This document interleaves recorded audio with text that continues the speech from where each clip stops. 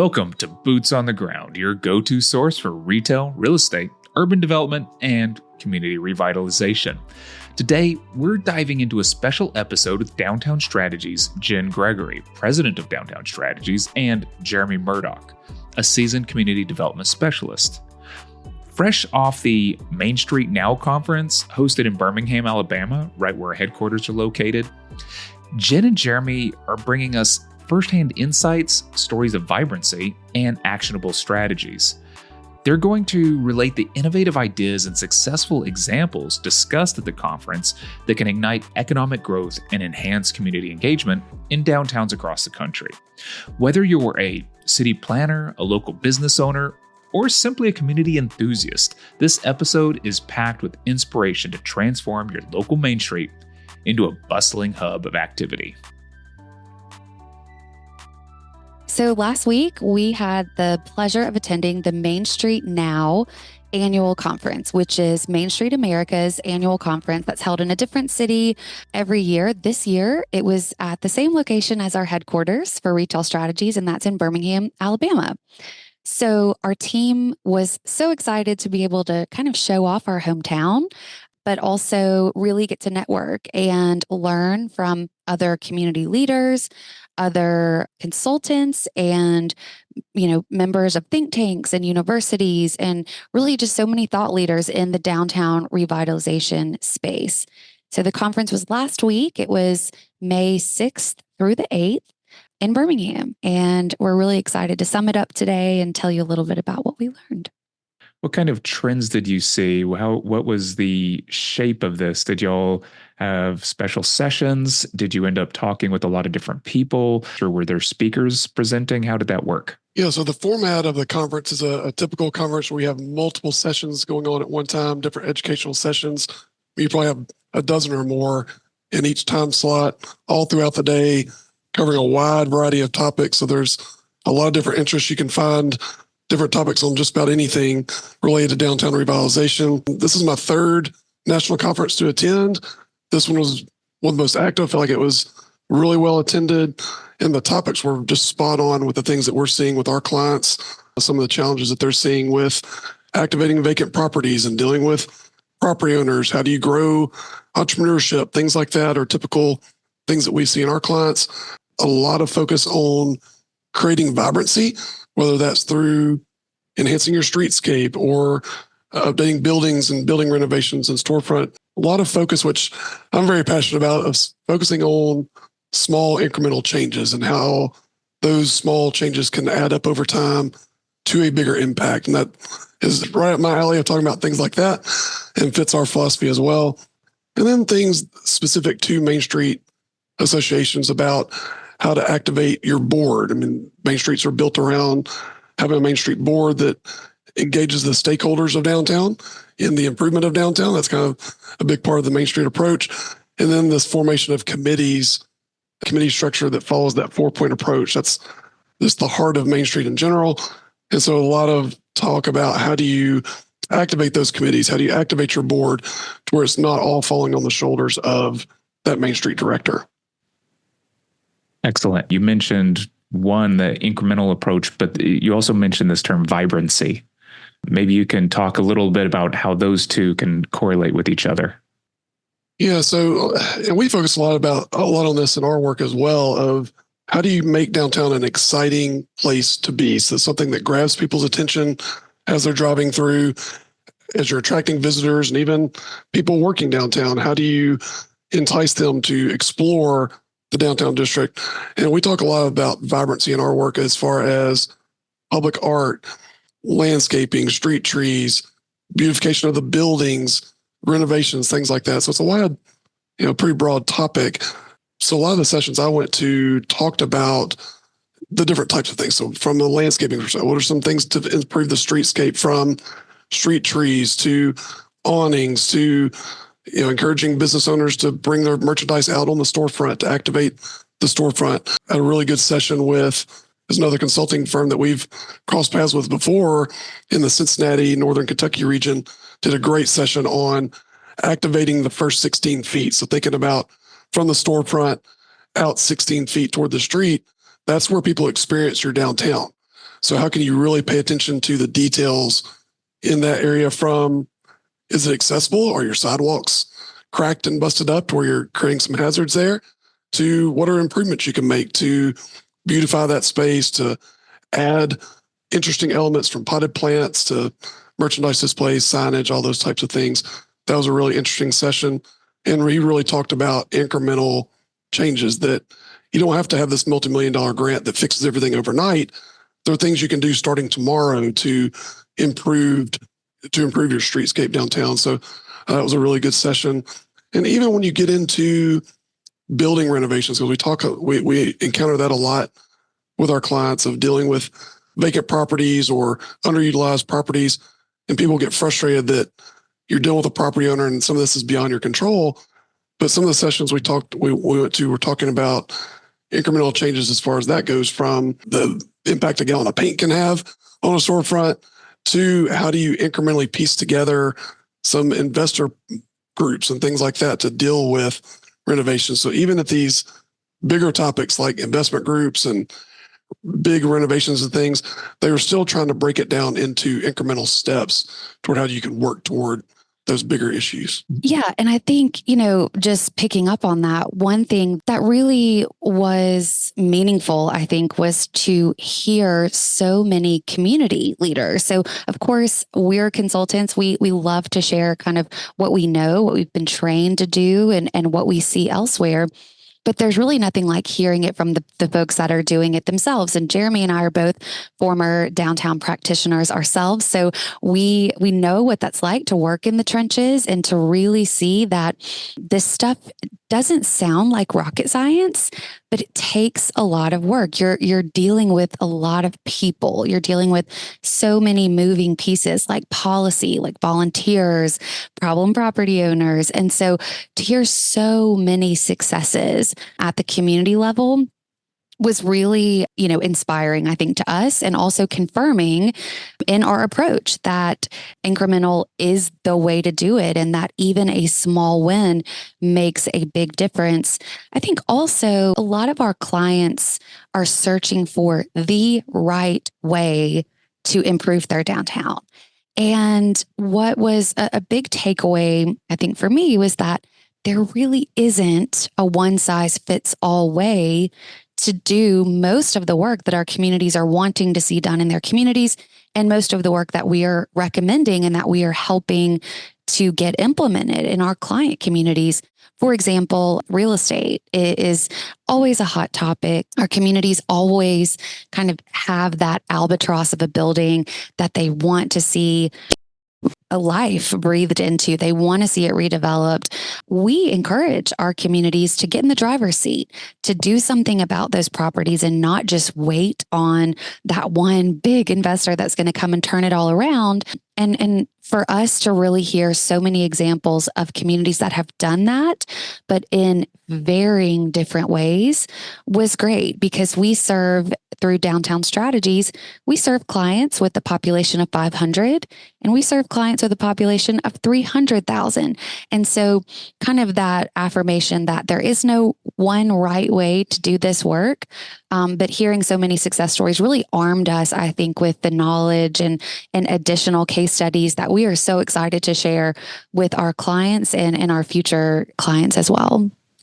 And Jen, that was something that really stood out to me that I don't remember in past conferences, but it was obvious that was a point of focus for this conference from the sessions, was that almost every session included case studies. It wasn't just about the topic itself.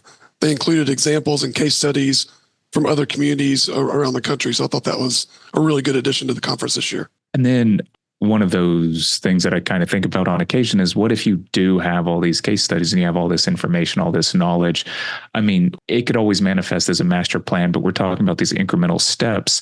And then I think the big question is, what order do you lay those out in, right? And of course, that would, I assume, have to depend on the specific community you're dealing with. Yeah, I think, where most communities get tripped up is, what do you do first? They leave a conference like this, or they hear this podcast where we're recapping it, and they think, yeah, I want to do that. That'll work in my community.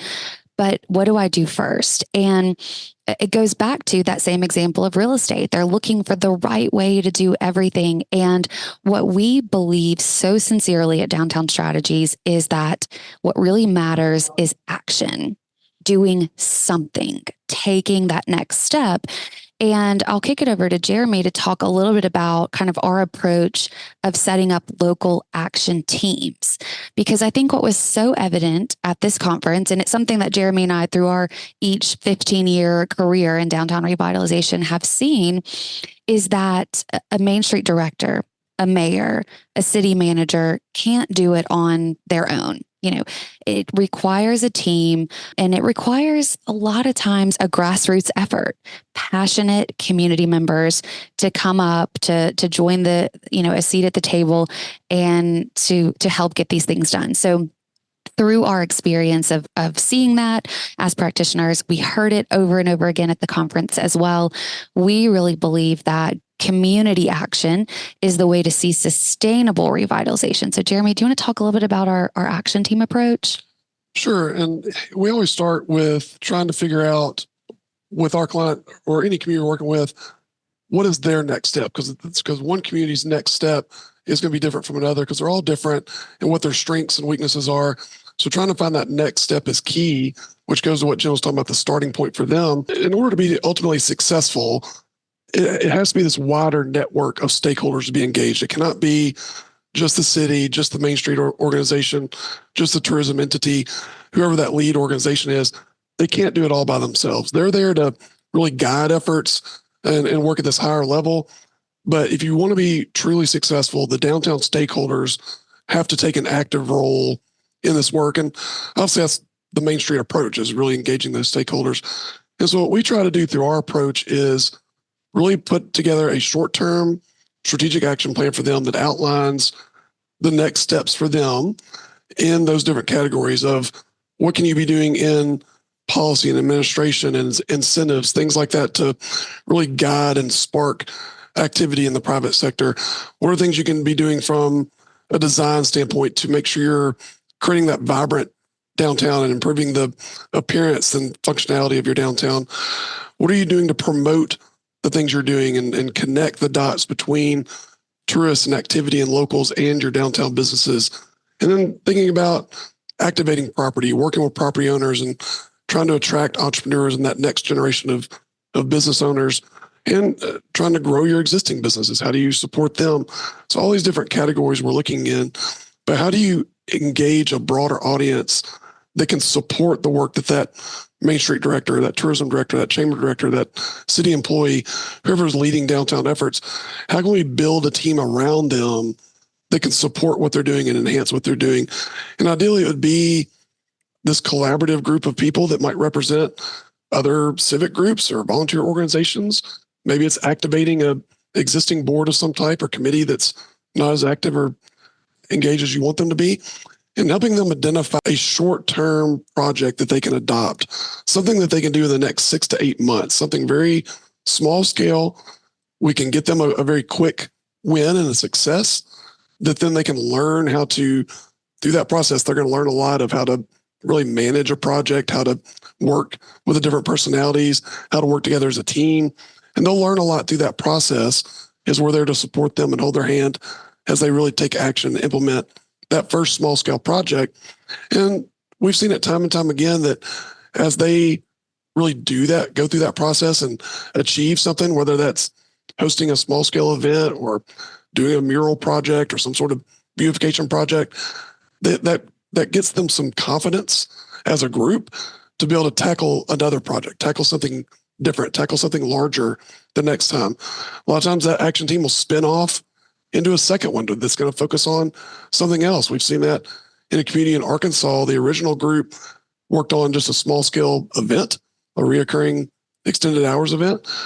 They were really successful at launching that in about a 2-month period. They got that up off the ground and running again. And one of the team members said, "Hey, this has been great. Love what we're doing. I'm really passionate about design and the physical appearance of our downtown."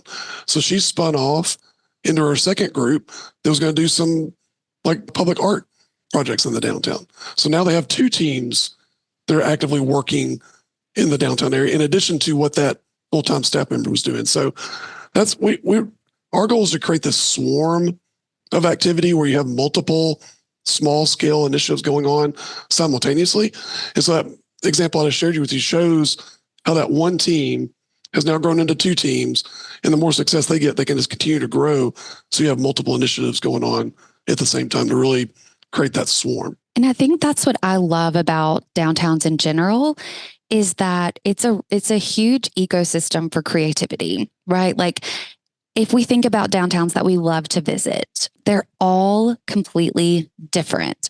Really, there's no two that are just alike. And that's the cool part about it is that really there's so much opportunity. What do you want your downtown to be like? Okay, let's go do it, And so really just as Jeremy detailed, getting communities to take action. And I think that's what I loved hearing at the Main Street Now conference was just example after example of amazing creativity, grassroots organization, and small scale wins that add up to be something really spectacular, to create a place where you want to go, you want to invest, you want to take your family, and really just that ultimate gathering place in the community that's welcoming to everyone. And I think that's what most of us want for our downtowns, and it works. We're seeing it work all across the country. And so I think our team left just really inspired about hearing the successes and looking forward to how we can continue to support our clients in a similar way. Speaking of these examples, Jeremy just gave one. Were there any that you saw, like specific community that had something amazing happen over the last, 2 to 3 years that we can kind of point at and say, yes, they went from, zero to hero? Yeah, I think an example that came up several times was a community in Illinois that wanted to support entrepreneurs. They had some vacancy, but a lot of times vacant buildings in downtowns are not what we call at Downtown Strategies. They weren't retail ready, right? They weren't ready for a new business concept to lease the space and open up their business. And so they were kind of at a stalemate of, how can we bring new businesses, new restaurants, new concepts downtown if our inventory isn't ready? And so they did what several other communities across the country are doing, and they created a little space with temporary sort of pop-up containers, if you will. Now, we've seen this across the country take shape with shipping containers, with sheds, with pods, storage pods. I mean, really anything you can think of. But they created this awesome little destination of these pop-up retail and restaurant spaces that you see in big urban cities a lot of times. I was in Tampa over the holidays, and they had a Christmas village that was full of these temporary pop-ups, but it's a little bit harder to do that in rural communities, which is primarily the type of communities that we serve. And so seeing this community in Illinois really just take charge and work with community partners. They had materials donated. All of the labor was in kind. So, just think of creating this retail and restaurant destination with really no cost other than a lot of time and effort. And it has grown in such a way that it's kind of branded their downtown as a destination. That helps the vacant property owners feel confident in investing a lot of, capital into their buildings to get them retail ready. So that temporary kind of short-term fix for a very complex problem has started to, unwind this big problem. It's given confidence to the private sector to do what they need to do to get their spaces retail ready. And it's really just risen the whole downtown in a way that they are seeing huge benefits from and really seeing themselves as a destination. So again, we've heard of this concept. We've recommended this concept to our clients, but to see it done on a zero budget line item was really amazing. And I think it really shows that if there's a will, there's a way. That grassroots effort is critical. And so that was a fun example to see. And we heard about it, in several sessions throughout the conference. So clearly it's kind of made its way through the industry as a best practice and as a good example. So that was one example, just no cost, really sweat equity, which is something that all communities can do. But then on the flip side, certainly there are projects that do take capital, and especially those more catalytic projects that communities are really searching for. And I think what was so interesting, Jeremy and I both sat in different sessions that touched on this a little bit, and it kind of demystified seeking a big investor. So we mentioned earlier, real estate development is kind of a big buzzword, if you will, in downtown revitalization. Everybody's looking for that savior, if you will, that investor that's going to come in and just fix everything, buy the buildings, renovate them. That does happen sometimes, but many times it's not quite that easy. So one thing that was a kind of a theme, I think, is don't just look for that one investor, but think about how you can cobble together different groups and different streams of funding for one project. And so we hear all the time about public-private partnerships. That's a key, certainly, to downtown revitalization. Jeremy and I have both, when we were practitioners, were involved in several public-private partnerships that were incredible projects and that the communities are still benefiting from today. But oftentimes we think about public as city, city, county, or state. That's that public level. But really thinking well beyond that into nonprofits, foundations, entities that have funds for very specific priorities are great partners in redevelopment projects. So I'll give a very brief example and then kick it over to Jeremy for another. I heard about development in New Orleans. So definitely a very big metro area, but kind of a small, blighted, impoverished neighborhood of New Orleans. And their community development group had a real estate project that their sights were set on. It was an old shopping center, so a very large footprint, but the building was in complete disrepair.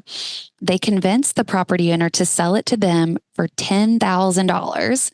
And again, this is a massive piece of property, but it was just in terrible shape. And the leaders at this community development organization cobbled together 8 different layers of funding, and only a very small percentage of it was private funding. This area was in a food desert. And so they found a funding partner that had specific funds allocated for, recruiting grocery stores to food deserts or for providing different opportunities. So that was a layer in their capital stack. They worked with the foundation that was very, keen on investing in low income areas. So really thinking about piecing together investment. Now, does it make it a little bit more complex, these investment deals with lots of different partners? Certainly, but it's so doable in communities where there are specific needs. And so this one, of course, Food Desert really allowed for some specific funding. Jeremy, you sat in a session about a project in Appalachia, which we've worked in extensively. Why don't you tell us about that? Yeah, so that was a pretty interesting session as well, especially since we spent a lot of time in Eastern Kentucky and Appalachia this past year, the group called Invest Appalachia.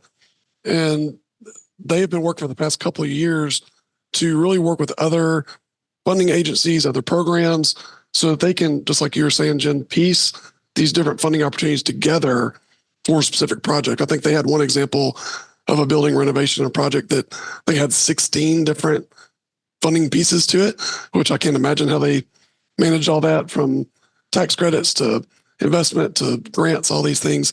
But they are trying to really put this together as a model that can work in other regions. I thought that was really interesting, that their goal is to really share what they're doing and make it look achievable to other areas, because they felt like if it could work in rural Appalachia with all the challenges that face that region, it could work almost anywhere. So I was really inspired by that group. Another session I sat in was from Emporia, Kansas.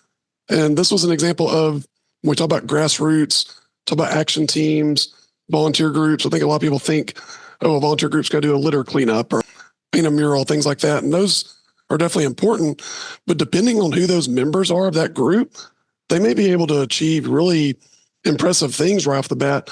A group in Emporia, Kansas that formed an investment group called Town Company 2, TC2. It was just a group of people that were interested in the downtown, really wanted to preserve the historic nature of the buildings. And so you had real estate agent, architect, people that had those types of skills that formed this investment group just to save their downtown. And their goals were to preserve and emphasize the historic nature of the buildings. They wanted to build a research and tell the story of these properties and get them renovated and activated again. And so that was one goal. Their other goal was not to lose money, which I think is always a good goal, but they weren't there to just maximize profit. They were there to activate the spaces, get them renovated. And so they were able to attract other investors from the community, pool their money and resources together, use the skills that they had, whether you're an architect or a real estate agent, whatever it is, whatever your skills are, to really make those projects work. And they've renovated several properties downtown. The Main Street director was there to be that resource to connect the dots to funding opportunities to other investors. Their Main Street office actually has an incubator space in it, which I thought was really interesting. So they're really trying to actively grow entrepreneurs there in their office, and they're able to connect those entrepreneurs with space as that business grows. And if they want to expand through this investment group that's renovating the spaces, they can help connect the dots for tenants. So I thought that was a really interesting session that I think would be doable in a lot of rural communities, a lot of small towns, if they can pull these different investors together to really make some of these projects pencil out and come to action. And I think that's really an important takeaway that you mentioned, is that when you are working with foundations or nonprofits, they don't have the same expectations of an ROI as private investors. Of course, everyone wants to break even. Most private investors, though, are really seeking a substantial return. And of course, there's nothing wrong with that. But when you're working with foundations, nonprofits, you mentioned they just don't want to lose money. That's the goal. It really reduces the pressure, and it allows you to kind of figure it out as you go along, which I think many Main Streets, that's how they find their success, is they jump into a project, they learn as they go. They may have some failures, but they learn from them, and then they can replicate this over and over again. And that's really what we heard a lot of really awesome success stories about, was just kind of learning through failure and continuing through their revitalization journey. Yeah, one of the fun concepts that I've encountered is the idea of failing fast, right? Just get after it. You're going to learn on the fly. If you just keep sitting around in the planning phases forever, nothing happens. That's right. And that's, we see that we've worked in the last 5 years, we've worked in almost 200 communities from coast to coast. And I think we get the question a lot when we're meeting with stakeholders, when we're meeting with city officials. They say, you probably haven't seen this before, have you? It's really bad here. And we say, you know what? Most of the challenges are similar across the country. And it is that, planning efforts have taken place. Plans are sitting on shelves. Community has some apathy from all of the visioning and the stakeholder input. They've given their input. They want to see action. And so our biggest goal, and I think our biggest success as well, when we have seen this process work, is getting those communities to take that first step of action. And just as we've talked about, it's not always going to be perfect. There may have been a better way to do it, but action is contagious. And when the community sees things happening, whether it's, people walking their dogs down the street, or moms pushing strollers, or whether it's a new mural or a painted crosswalk or music downtown or a fun event, it starts to create a buzz. People are craving that so much. They want a cool place to gather. And so just taking that initial step will create, the buzz that is necessary to continue feeding itself. And so that's our biggest charge often, is convincing communities to just take that first step, to not really be held in that purgatory of planning. And I think we know from our experience and our careers that that's what it takes. But it was really nice to hear so many examples of that same success in communities from 200 people to 200,000 people represented at this conference. And so we've left, I think, feeling really inspired, ready to hit the ground running with our existing clients, excited to meet with new potential clients. And, I have to say, we had the great opportunity of hosting a networking reception at our headquarters as the conference kicked off. And so it was a real treat for us to not only get to, learn and continue learning from our colleagues and from other communities in this space, but it was a real treat to get to showcase our headquarters in Birmingham, our wonderful team at Downtown Strategies and Retail Strategies.